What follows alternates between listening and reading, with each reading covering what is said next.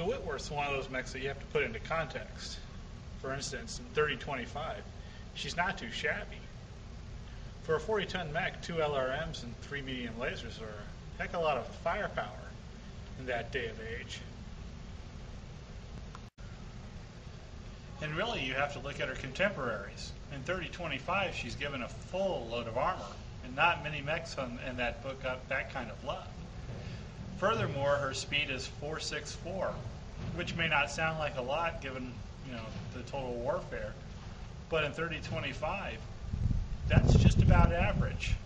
There are many more highly regarded mechs in her own weight class that are considered to be very good, but are actually slower. I think I'd rather take the Whitworth over the Centurion any day. Even though the Whitworth doesn't get a lot of love in 3025, unfortunately in 3050 it gets downright nerfed. When you look at what was done for it, taking off 2 of its medium lasers and putting on Artemis 4, it seriously cripples its ability to defend itself at close quarters.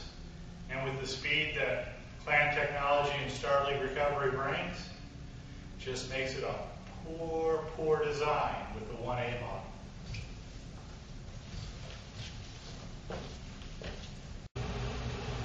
Time hasn't been very good for the Whitworth because after the 1A, we got the 2A. And the 2A took its LRMs, which at least allowed it to stand off against opponents, and gave it streak SRM-6s, making it a giant, slow, easy to kill Cossack.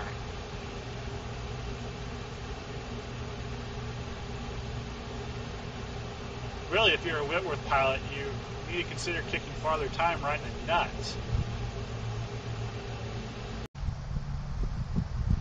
Who knows what the future will hold for the Whitworth, but if current trends are any indication, they'd be better served by looking back to its past. SRMs and removing medium lasers aren't going to cut it with the Whitworth. A light engine might bring it more speed, an endosteel frame might bring it more firepower, but in all honesty, the one thing that Whitworth did best was providing fire support at long ranges for its lighter brethren. One needs to keep that in mind when you look at the Whitworth. It's a very time-specific mech.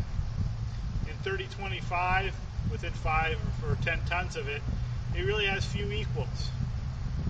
But after the introduction of recovered technology and clan tech, she dies way too easy. Oddly enough, the Whitworth's biggest claim to fame is that it's probably the most argued about mech on the ClassicBattletech.com forums. In all honesty, no one can figure out whether it's a good mech or a bad mech, even in 3025.